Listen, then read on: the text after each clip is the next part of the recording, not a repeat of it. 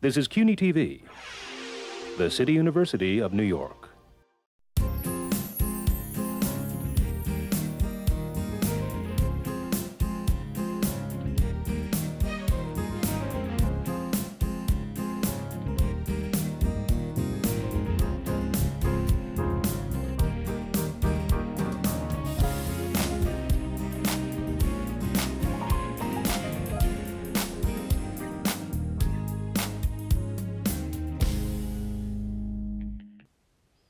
Hello, I'm Ronnie Eldridge. Welcome to Eldridge and Company. The inhumanity, at least I think, of not providing shelter for our citizens is obvious, but why we put up with it is inexplicable. For more than 30 years, the Coalition for the Homeless, led by its executive director, Mary Brosnahan, a fierce and relentless advocate for poor people, has asked the same question, and I'm glad that she's my guest today. Hello. Hey, so give us the numbers of people who are homeless. I don't mean to be so abrupt, but we have so much to talk about. Yeah, well, the numbers are shocking. We are at record highs.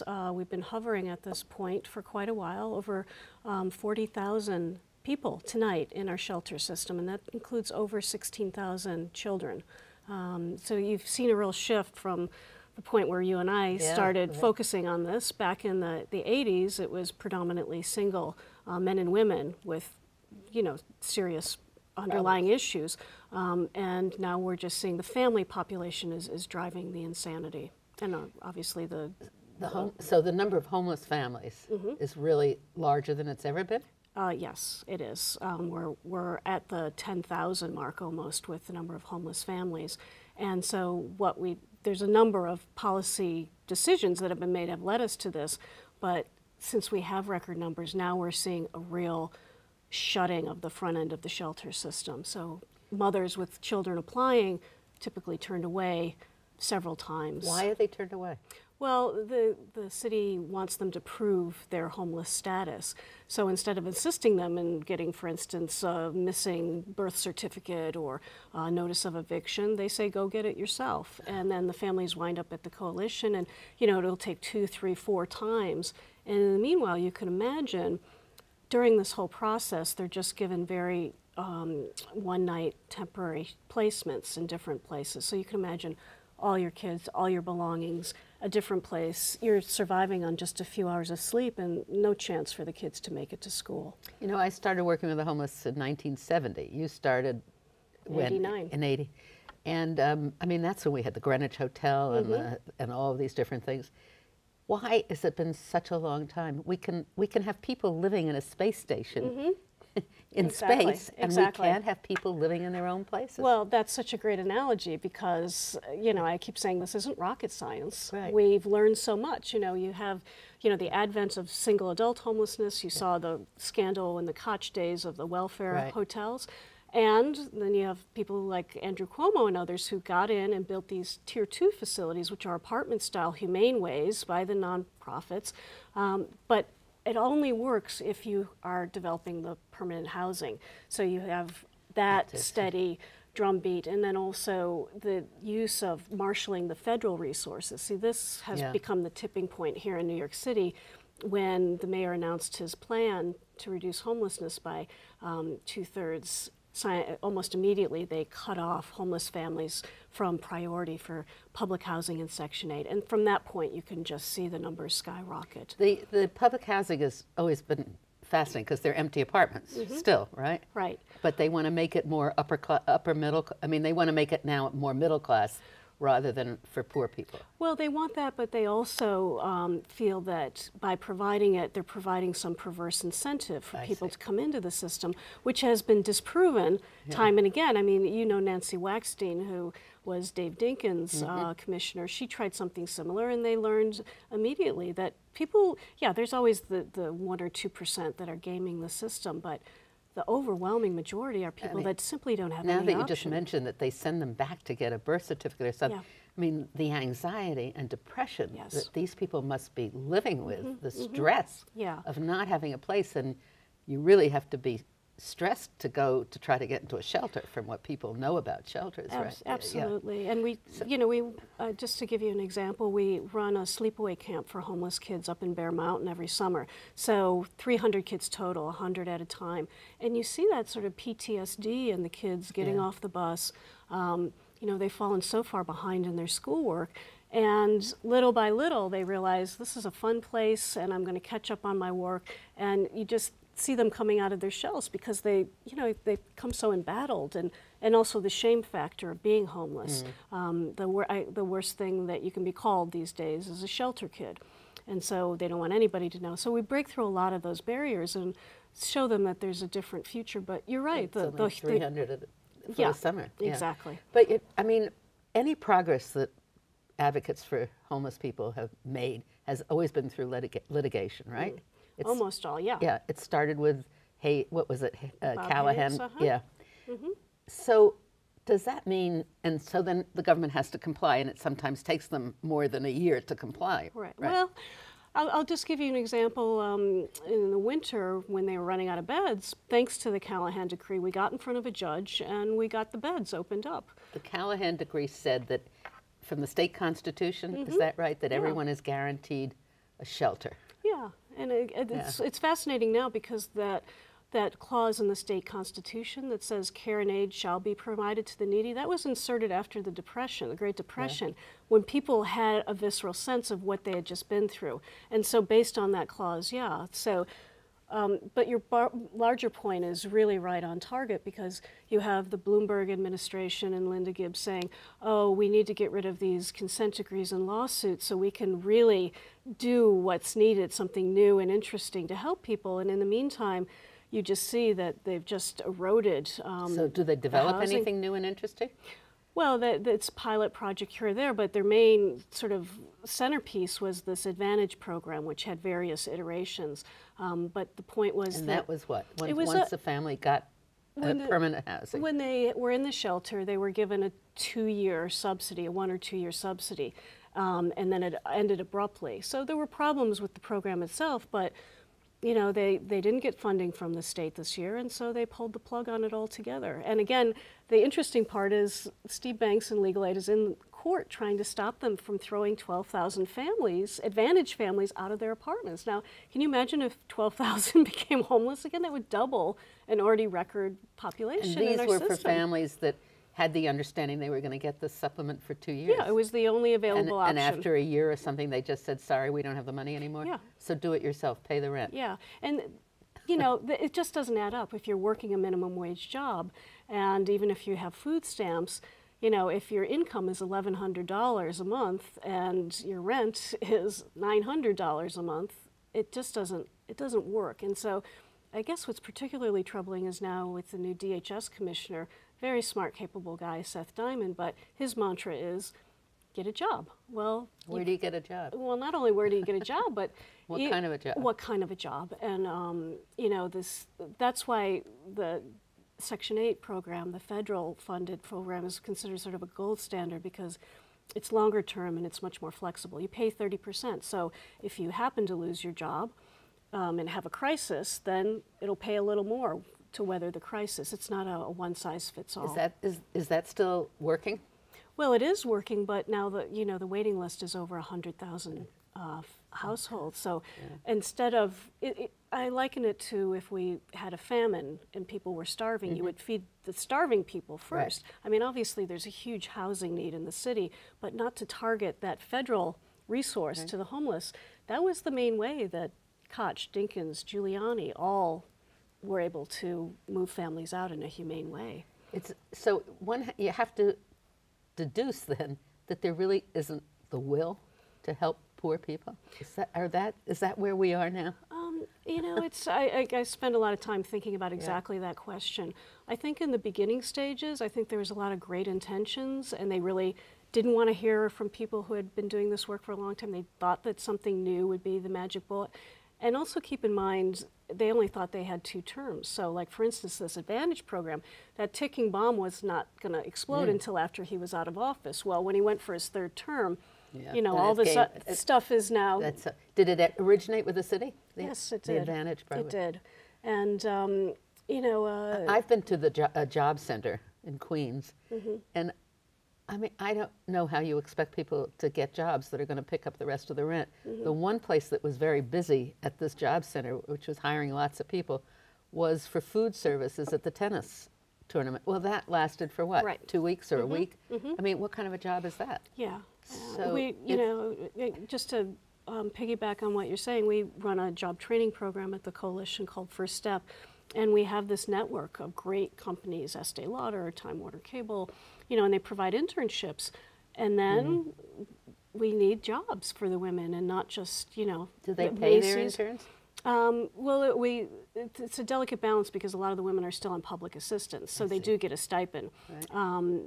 But at the end of that, they have the work skills, and a lot of them wind up getting hired. The point being that you need those type of networks and connections, as well as the harder skills.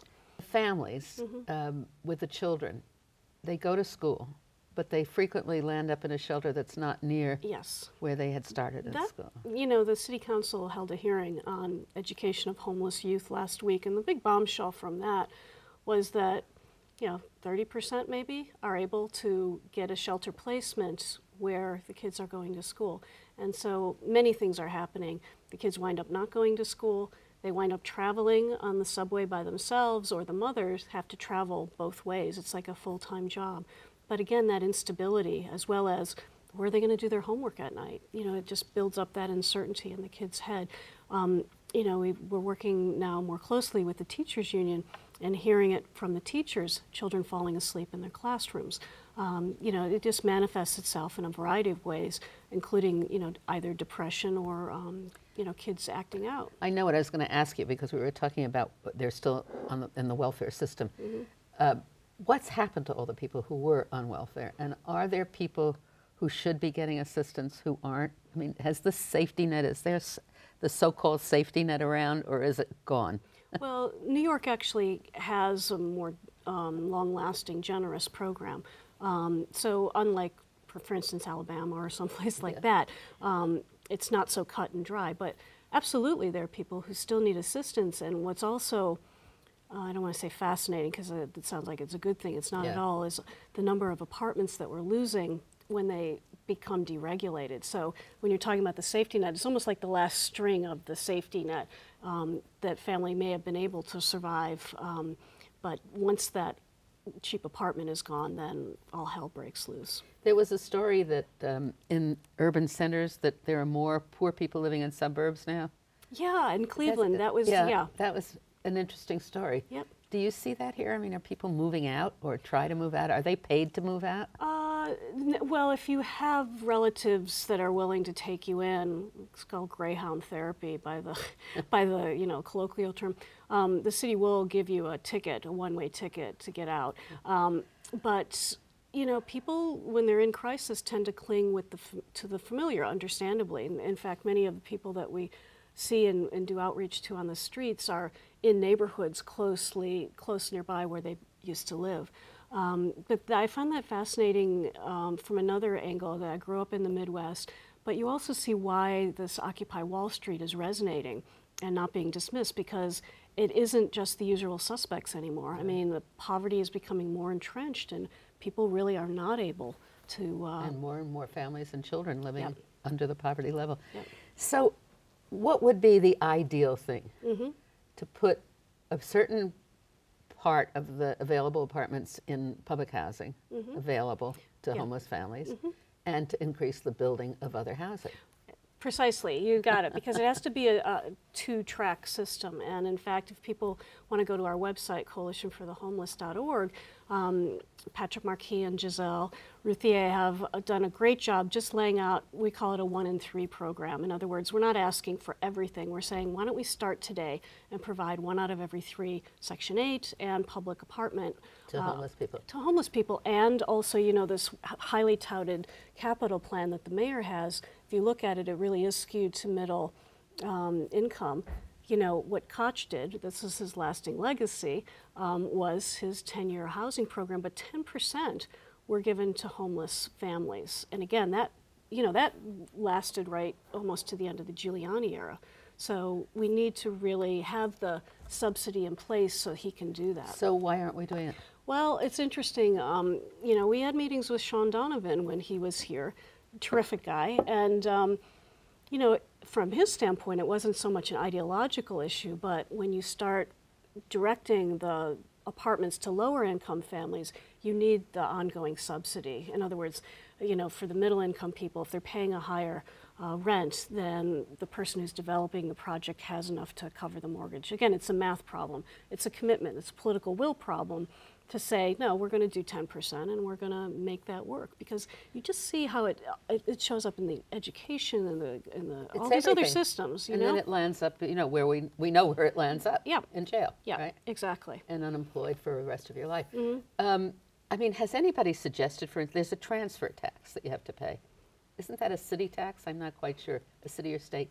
But when you're selling apartments for starting at $5 million, and they're now being turned over for $32 and $40 million, shouldn't a percentage, a small part of that, go to creating a permanent housing unit for poor people? Well, it's so commonsensical, and you get that.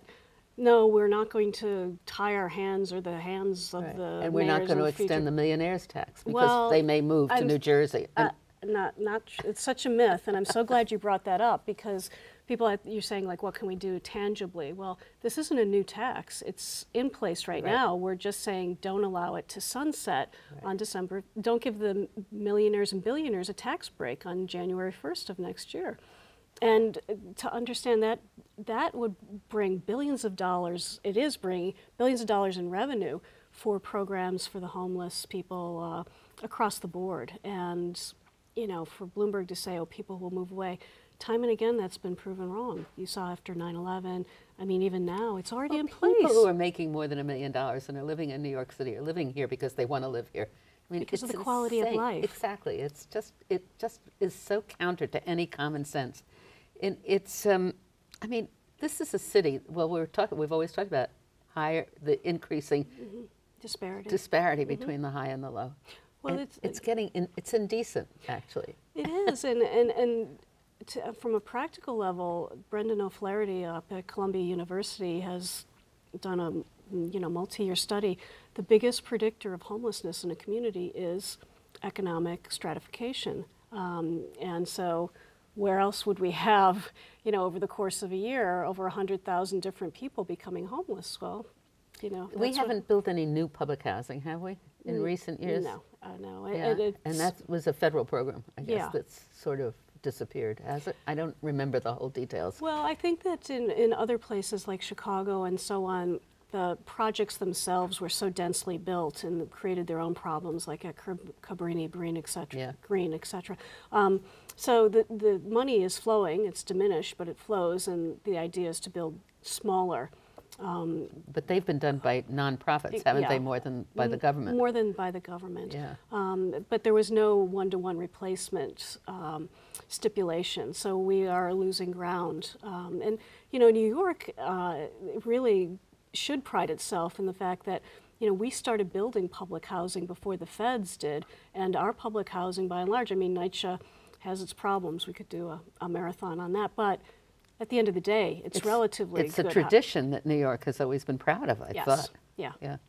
And what happened, I mean, Andrew Cuomo was the head of a task force or commission and came out with recommendations.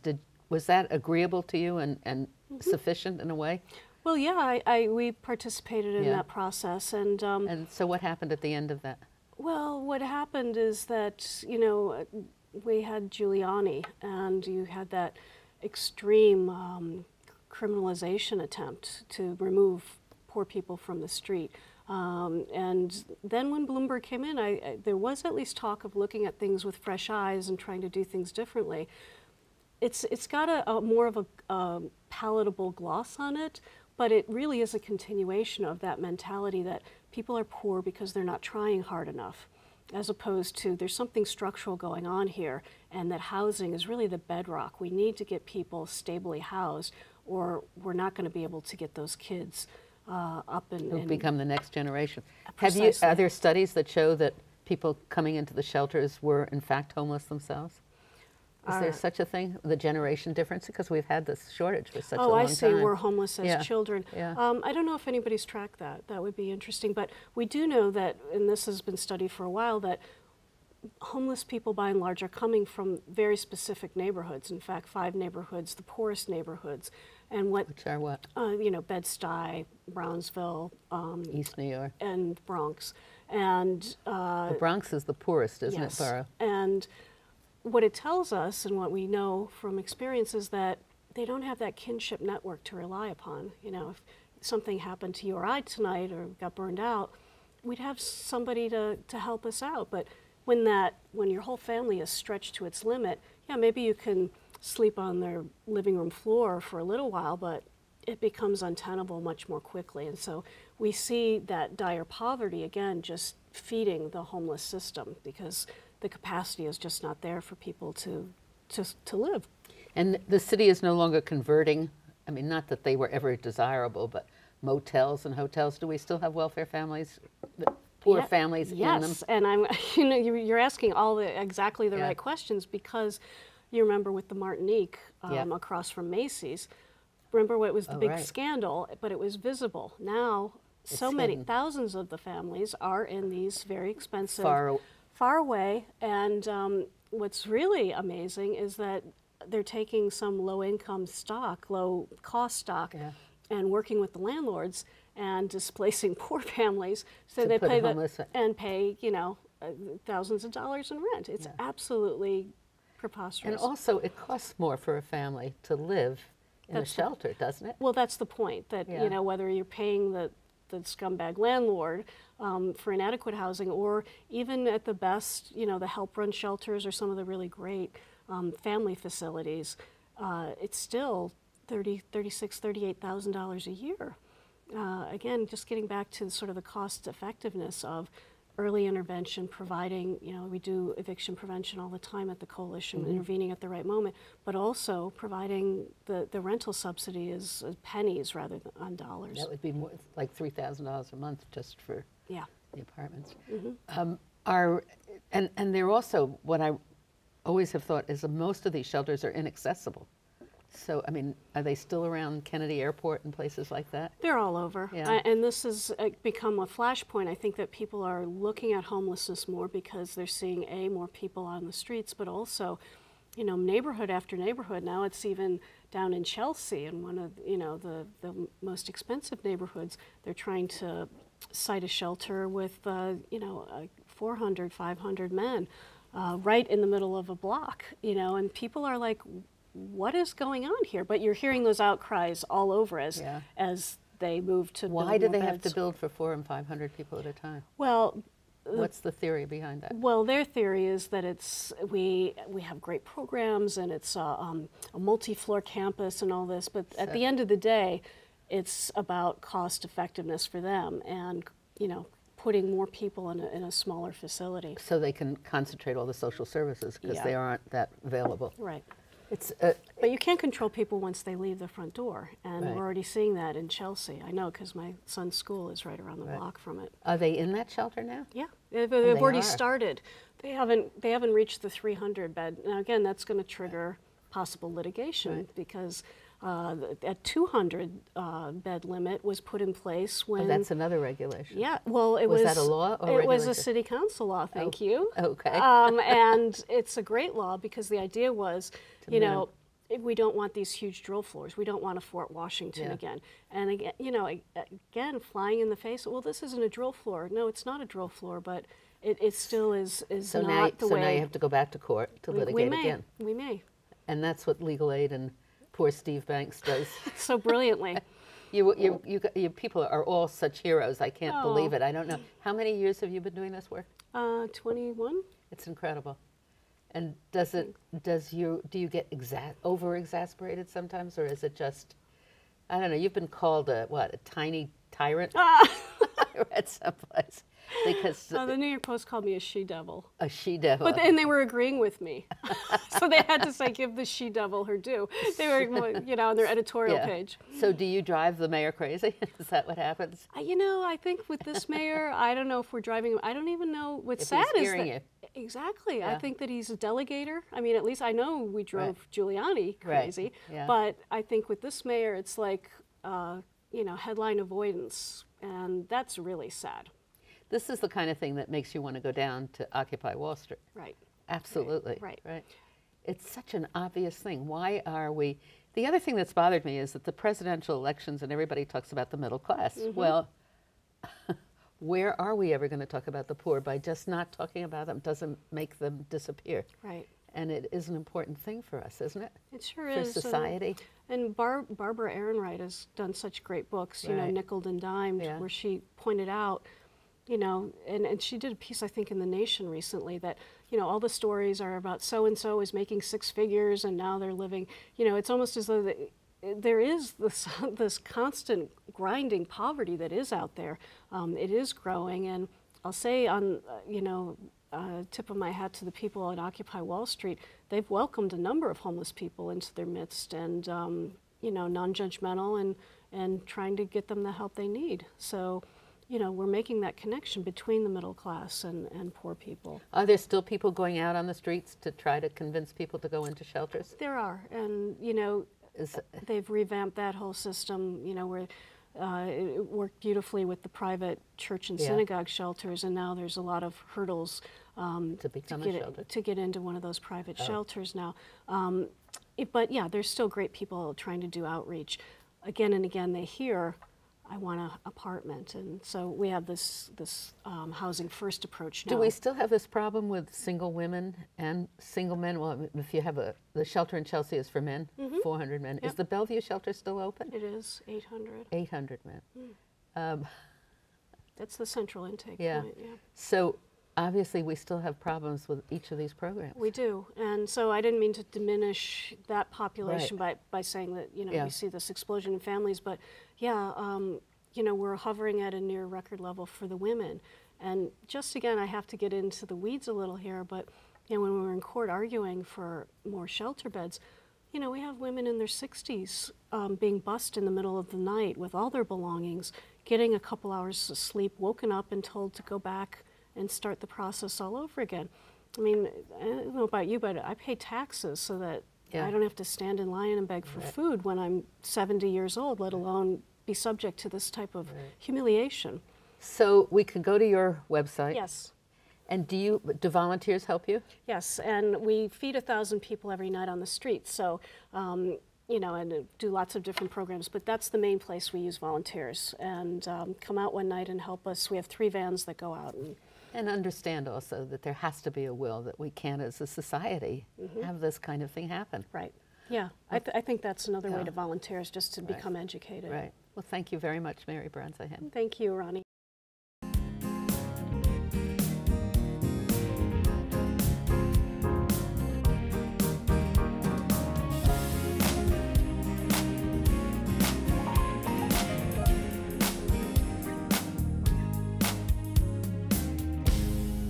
If there are any people you'd like to hear and topics you'd like us to explore, please let me know.